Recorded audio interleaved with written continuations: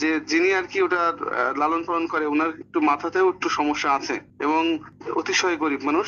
তাৎক্ষণিকভাবে আমরা তাকে বললাম যে আপনারা যেভাবে হোক এখানে টিন শেড বা একটা শেড করবেন এই গরু পালন এই মহিষ পালন করার জন্য। জি। তো মনে হয় না তারা পারবে। সেক্ষেত্রে আমি আজকে বৃষ্টির জন্য যেতে পারেন, তবে লোকজন পাঠাবো ওনাদের জায়গাতে। আমি ওনার 4টা মহিষ যাতে সুন্দর একটা টিন শেডের মধ্যে উনি লালন পালন করতে পারে সেই ব্যবস্থা আমরা করব।